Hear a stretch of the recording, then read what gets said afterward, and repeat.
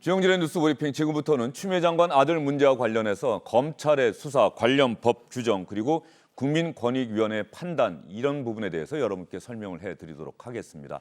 먼저 검찰이 어제 국방부를 압수수색했는데요. 이것과 관련해서 SBS의 김태훈 국방전문기자와 전화로 이야기를 나눠보도록 하겠습니다.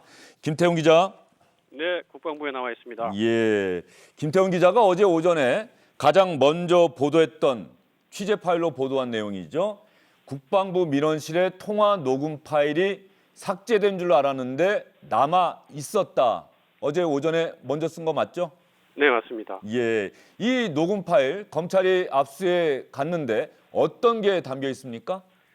네, 2017년 6월 중순부터 6월 25일까지 추미애 장관의 아들 서 씨의 휴가 연장과 관련해서 국방부 민원실로 전화 온 음성들이 녹음된 파일입니다. 특히 이 서 씨의 부모 중에 전화한 사람이 있다는 건 이 국방부 인사복지실 자료로도 밝혀진 바가 있는데요. 검찰은 누가 어떤 내용으로 전화했고 또 카투사 부대에서는 어떻게 그게 전달됐는지를 이제 볼 필요가 있을 겁니다. 김태훈 기자, 그렇다고 한다면 말이죠. 추미애 장관 부부 가운데 한 사람이 국방부 민원실로 전화를 했다. 이것도 SBS가 가장 먼저 단독으로 보도했던 내용으로 저는 기억을 하고 있는데 맞죠? 예, 지난주 화요일에 그 보도. 예. 그런데 오늘 오전에 국방부 장관 인사청문회 과정에서 국민의힘 신원식 의원이 이 국방부 민원실에 전화를 한 사람은 여성이었다. 그런데 이름을 남겨달라고 했더니 추미애 장관 남편의 이름을 댔다. 이렇게 이야기를 했어요. 이건 확인이 되겠죠? 네, 그런 발언을 했고요. 사실 저도 어제 비슷한 내용을 군 관계자들로부터 들은 바가 있습니다. 그리고 조금 전에 신원식 의원한테 전화를 걸어서 물어봤는데 네. 신 의원도 군 쪽에서 그런 제보를 받았다고 하고요. 그러니까 이제 추미애 장관은 그제 대정부 질문 때 국방부에 전화한 사실이 없다고 단언을 했는데 이 신원식 의원 주장이 맞다면 추미애 당시 당대표는 국방부에 전화를 했고 이름은 추미애가 아니라 서성환 변호사로 됐다는 추정이 가능합니다. 그렇다면 아들 서 씨와의 관계는 또 무엇으로 남겼을까가 궁금해지는데요.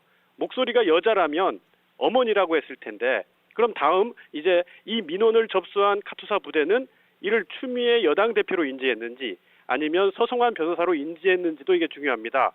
추미애 대표로 인지했다면 부대로서는 큰 부담을 느낄 수밖에 없기 때문인데요.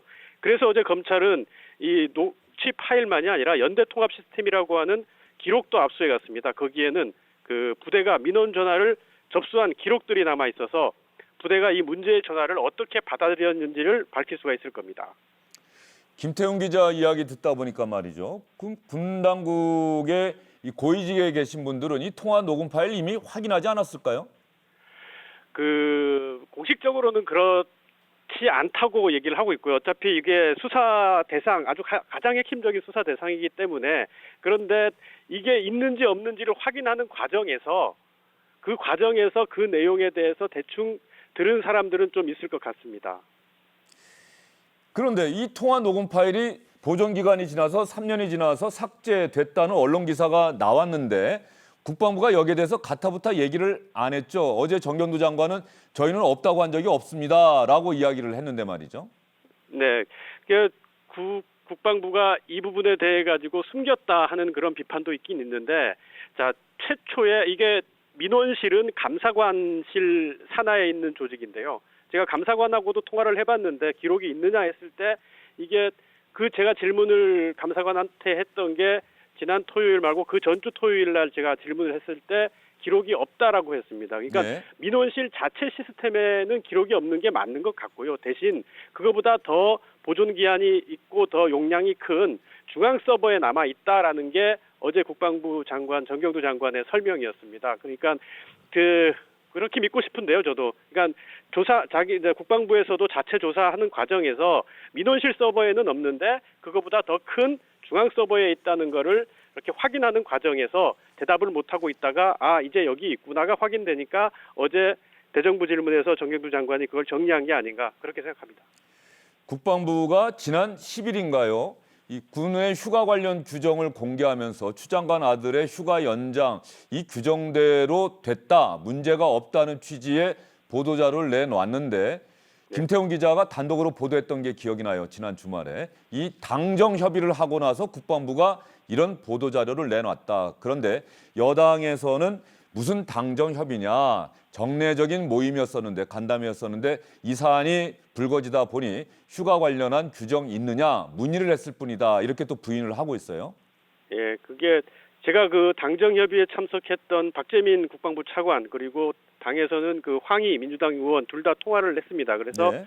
박재민 차관은 뭐라고 말씀하셨냐면 그 정기국회 대비 당정 협의다라고 분명히 말씀하셨고요. 황희 의원은 국정감사 대비 당정 워크숍이다라고 말씀하시길래 당정 협의나 당정 워크숍이나 똑같은 거 아니냐라고 제가 다시 반문을 했고요. 그러니까 황희 의원도 사실 같은 거다. 즉 당정 협의를 한 건 맞습니다. 9일 날. 국방부가 발표하기 하루 전인 9일 날 당정 협의가 한 건 맞고 거기서 집중적으로 논의된 건 이 전화로 휴가 연장하는 규정 그리고 요양심의위 운영 규정 이 두 가지인데 당정 협의에서 민주당 쪽은 국방부에게 이런 내용을 빨리 발표하라고 했고 근데 국방부는 수사 중인 사안이라서 불가하다고 거부했습니다. 그런데 발표를 주저하고 이 거부했던 국방부가 그 바로 다음 날 참고 자료를 발표했죠. 내용은 당정 협의에서 논의한 그 전화로 휴가 연장 그리고 요양심의 그거 위주였습니다. 그러면 당정 협의의 결과로 국방부가 정치적으로 굉장히 민감한 참고 자료를 발표한 거여서 군의 이 정치적 중립성이라는 점에서 좀 문제가 있다고 보는 편이 맞겠습니다. 예. 김태훈 기자 전화 끊지 마시고요. 제가 질문 하나 더 할 테니까 저희가 들려드리는 영상 좀 잘 들어봐 주시기 바랍니다. 어제 김태년 원내대표가 요즘은 전화뿐 아니라 이메일, 카톡으로도 휴가 연장이 가능하다 이렇게 이야기를 했는데 말이죠. 과연 현재 군복무 중인 병사들은 그렇게 생각하고 있는지 저희가 준비한 영상 한번 잘 들어봐 주시기 바랍니다. 휴가 중에 부득이한 사유가 있는 경우에 전화나 메일이나 카톡 등을 통해서 신청이 가능하다고 합니다. 말 그대로 스탑주, 섀도 하고 있거든요. 거의 지금 대부분의 민원 전화가 전화로 휴가 연장이 바로 가능하냐. 네, 거의 대부분의 합의성과 약간의 빗공.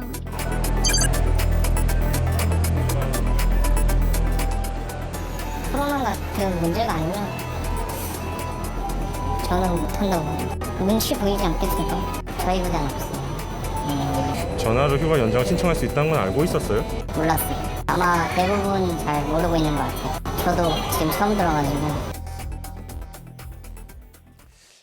아마 김학휘 기자가 만난 현역 병사들은 육군 병사들인 것 같은데 카투사 병사는 아닌 것 같은데 어쨌든 카투사도 우리 육군의 휴가 관련 규정을 적용받는다라고 국방부가 공식적으로 밝혔는데 김태훈 기자, 예. 카톡으로 휴가 연장하는 것 가능합니까? 이 규정을 보면요. 부득이한 경우에 전화 등으로 연장이 가능하다 이렇게 되어 있습니다. 예. 그러니까 부득이한 경우가 있다면 전화 등 그러니까 전화뿐 아니라 뭐 카톡 다 됩니다.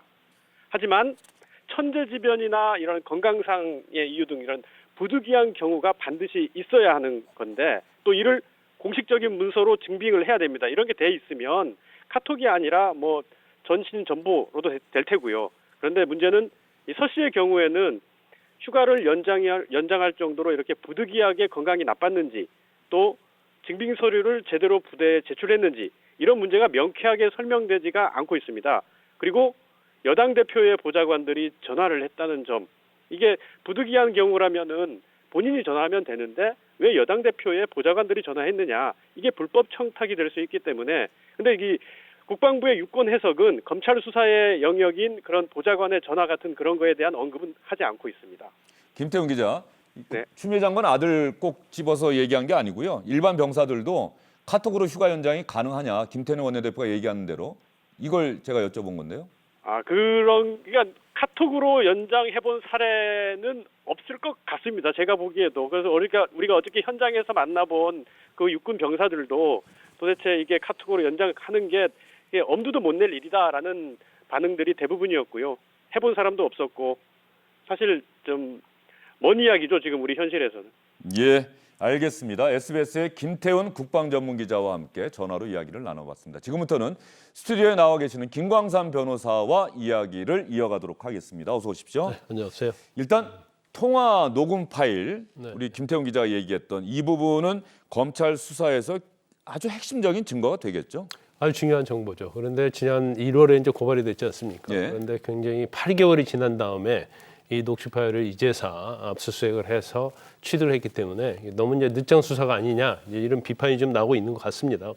그렇지만 어쨌든 간에 일단 녹취 파일 자체가 삭제된 걸로 알고 있었잖아요. 근데 예. 국방부도 그렇게 알고 있어서 이 얘기를 했었고, 그런데 콜센터, 그러니까 민원실 콜센터에 있는 것은 보존 기간이 3년입니다. 그래서 그건 이미 삭제가 됐지만 일단 국방부의 메인 서버에는 이게 저장이 돼 있기 때문에 아마 이번 압수수색을 통해서 한 1,000개 정도 파일을 압수수색을 했다고 그래요. 그래서 국방부에 있는 뭐 감사관실, 민원실, 그리고 국방전산정보원, 그리고 충남 계룡대에 있는 육군체육관리 그쪽에서도 메인 서버에 있는 내용을 확보를 했기 때문에 이제 결과적으로 이제 두 가지를 우리가 확인할 수 있겠죠. 첫 번째는 이제 몇 번이나 통화를 했는지 여부. 네. 그리고 통화 내용 자체가 이제 녹취 파일로 저장이 되어 있기 때문에 그 내용이 무엇인지, 지금 문제가 되는 것 중에 여러 가지가 있지만 그 중에서 보좌관이 이제 3번 전화했다는 내용이 좀 중요하고요. 예. 그다음에 추미애 장관 부부 중에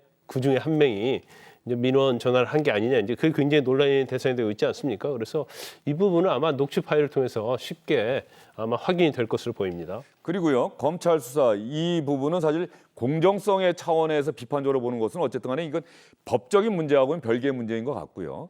검찰 수사는 철저하게 법 규정에 의거해서 보지 않겠습니까? 네. 과연 이것이 네.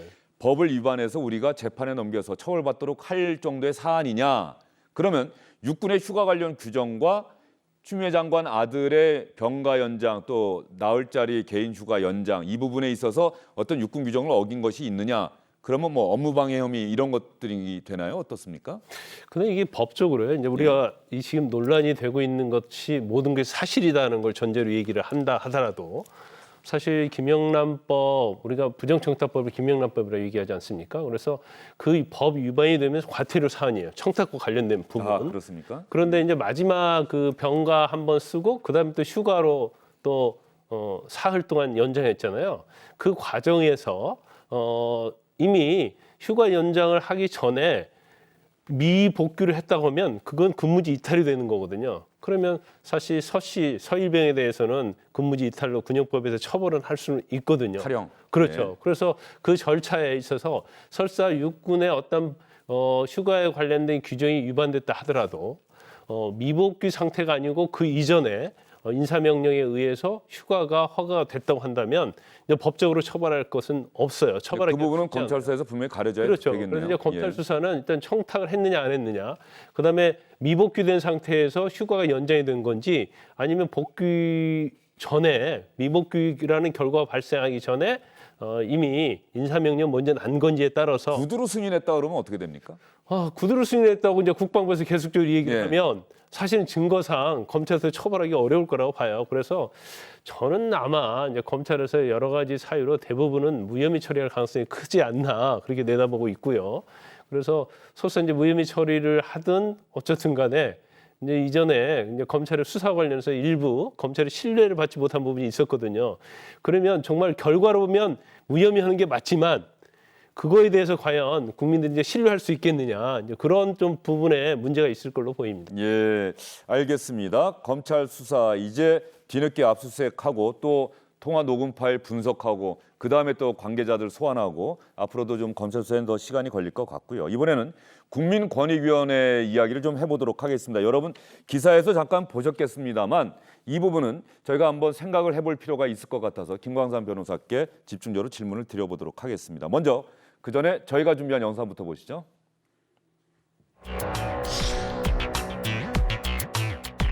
이해 충돌을 기피하는 그러한 조치를 취했어야 되는 거 아닙니까? 그것이 공직윤리에 맞는 거 아닙니까? 현재로는 이해 충돌이 없는 것으로 보고 있습니다.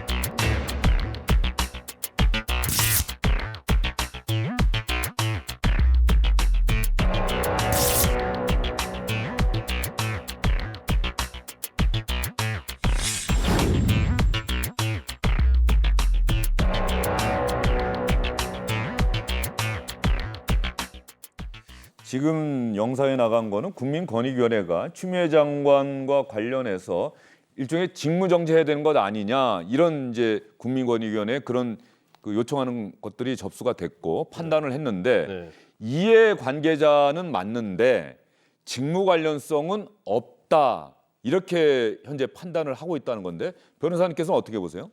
일단 너무 이제 우리가 이해충돌과 관련된 법이 우리나라 이제 이해충돌 방지법을 제정해야 한다고 그래서 발의도 되고 그랬어요. 그런데 현재는 공직자윤리법에 의해서 지금 규정을 하고 있거든요. 그런데 공직윤리법에 뭐 여러 가지 조항이 있지만 굉장히 핵심적인 요소는 이거예요. 직무의 첫 번째는 직무와 관련성이 있느냐고요. 두 번째는 관련성이 있다고 한다면 공정하게 직무를 처리할 수 있느냐. 이게 제일 중요한 포인트거든요. 그런데 저는 이제 개인적 의견입니다만은 법무부 장관은 검찰총장을 통해서 구체의 사건을 지휘할 수가 있고요. 그다음에 검사의 인사권을 가지고 있잖아요. 그러면 지금 권유위에서 내세우고 있는 이해충돌이 아니다. 이걸 내세우고 있는 이유가 뭐냐면 보고도 받지 않았다. 구체적으로 지시한 사실이 없다. 이 얘기예요. 그럼 보고받지 않고 구체적 사실이 없다 하더라도 검찰에서 그렇게 답변을 보내왔으니까 그걸 근거로 직무 관련성이 없다고 얘기한 건데. 네, 권유위 검찰에서 대검에서 보낸 공문을 가지고 근거로 해서 얘기를 하는데 설사 보고를 받지 않고 지휘를 하지 않는다 하더라도요. 인사권자잖아요. 검사 인사권자. 그리고 언제든지 그 자신의 아들과 관련된 사건에 대해서는 구체적인 사건에 대해서는 검찰총장을 통해서 지휘할 수가 있어요. 물론 뭐 지휘하지 않겠죠. 그렇지만 우리가 객관적으로 봤을 때는 그럴 여지가 있고 법적으로 아무 문제가 없단 말이에요. 그렇게 지휘할 수 있는 데는. 그렇다고 한다면 이게 과연 직무와 관련성이 없다고 볼 수 있느냐. 그리고 직무와 관련성이 있다고 한다면 공정성을 담보할 수 있겠느냐. 그래서 제가 볼 때는 권유계의 이러한 판단은 뭐 그렇게 적절하지 않다 그렇게 봅니다. 그리고 당직 사병 있지 않습니까? 당직 사병에 대해서 공익 제보자냐 아니냐, 뭐 권익위원회가 제보자가 아니다라고 판단했다는 기사도 나갔습니다만 권익위원회는 아마 다음 주쯤에 또 회의를 열어서 뭐 결론을 내릴 것이다 이런 기사도 지금 나와 있는 상황인데 다만 당직 사병에 대해서 공익 제보자에 준하는 보호 조치는 취할 수 있다. 현재 여기까지는 답변이 나온 것 같은데 이거 어떻게 보세요? 뭐 본인이 또 직접 신고를 해야 된다고 하고 이제 공익신고자 보호법에 좀 약간 어려운 측면이 있어요. 예. 그래서 우리가 무조건 공익과 관련된 사람을 공익신고자로 보지 않습니다. 그래서 첫 번째는 이제 신고를 해야 돼요. 그거 이제 뭐 수사기관이지 기관인데 지금 언론 내용에 의하면 국민의힘의 김도우 의원한테 제보를 한 걸로 돼 있단 말이에요. 그래서 이걸 신고로 볼 수 있느냐가 첫 번째 문제고. 오늘 언론 보도에서는 자신은 친구한테 얘기를 했고 그 그렇죠. 친구가 다른 친구한테 얘기하면서 언론에 먼저 기사가 났다. 자기가 제보한 게 아니다. 그 현무 씨는 그렇게 얘기를 하고 있어요. 그래서 그다음에 이제 그 군과 관련된 휴가와 관련된 내용이 공익신고의 내용이 되느냐, 공익신고자 보호법에서 보호하는 내용이 되느냐는데 이제 신고자 보호법에 보면 그 대상은 아니에요. 한 284개 대상이 있는데 이제 거기에 해당이 안 됐기 때문에 아마 이제 권유위에서는 처음에 국민의힘 성일종 의원에 대한 답변에서는 공익신고자로 볼 수가 없다 이렇게 말한 것 같습니다. 이제 그렇지만 우리는 이제 그냥 생각할 때는 뭐 공익신고자처럼 보이지 않습니까? 근데 여러 가지로 지금 여당이랄지 이제 법 여건에서 공격을 많이 받고 있단 말이에요. 그러면 제가 볼 때 이제 보호할 필요성이 있는데 공익신고자가 아니다 할지라도 예를 들어서 이제 부패와 관련된 신고를 했더랄지 청탁 관련된 신고하는 사람에 대해서는 또 보호하는 규정이 있거든요. 그러면 그런 취지에서는 보호할 대상이 맞지 않는가 이렇게 봅니다. 권익위원회가 어쨌든 조국 전 장관 때와 또 민주당 의원 출신인 전현희 위원장이 와서 조금 판단이 달라진 것 아니냐 아마 이런 지적을 받고 있어서 그 이야기를 한번 나눠봤습니다. 변호사님 오늘 말씀 잘 들었습니다.